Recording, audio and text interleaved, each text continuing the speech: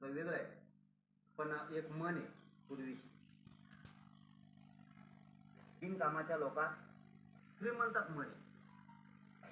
आपल्या आपल्या लेवलच्या लोकात आपण वेळ द्यायचा, वेळ बर्बाद नाही करायचा.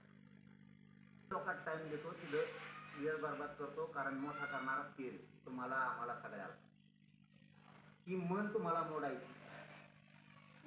आपण म्हणतोच ना, तुम्हालाही कोणी म्हणत असतं काय पळवतो रे, त्यांच्या पुढे टाइम व्यक्त करतो रे, म्हणजे चर्चा असते ती. जातो ना लगेच त्याच लोकात खरं देव पण असतं गरीबा. त्याच्यामुळं तुम्हाला जी आता लई त्रास होणार आहे, मध्यस्थीचा त्रास होणार आहे. एकदाच मध्ये पडलं होतं म्हणून म्हणतो ते दुसऱ्या बरोबर म्हणलं मला नको ते तुम्ही ते तुमचं लफड.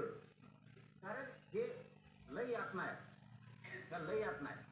या जर भोगल्या ना सुद्धा. हो, माझं एकच म्हणणं आहे यामध्ये, त्या गरीबाला देव मानूनच मी इकडे आलो, म्हणून आपण समाजाला मानून आलो, आणि त्यासाठी माझा अतोनात प्रयत्न आहे, आणि माझ्या प्रयत्नात मी कुठे कमी पडलो नाही हे दादा देखील मान्य करतात. 3 विषय झाले. तर पहिला की ओबीसी, त्यात त्यांनी सांगितलं आम्ही फीस भरल्या तरी वापस देऊ, आणि सोयी सुविधा 23 तारखेपर्यंत सुरू होत्या. म्हणजे एक विषय क्लिअर मार्जिन निघाला. आपला सगळ्यात महत्त्वाचा होता हैदराबाद गॅजेटचा, कारण गॅजेटच्या संख्येनुसार कुणबी प्रमाणपत्र देण्यात यावं. त्यात त्यांनी सांगितलं उद्यापासून अर्ज करा, लागू तुम्हाला सांगणं 3 महिने याच्या आत मला 58 लाख नोंदीचे प्रमाणपत्र आत म्हणतोय.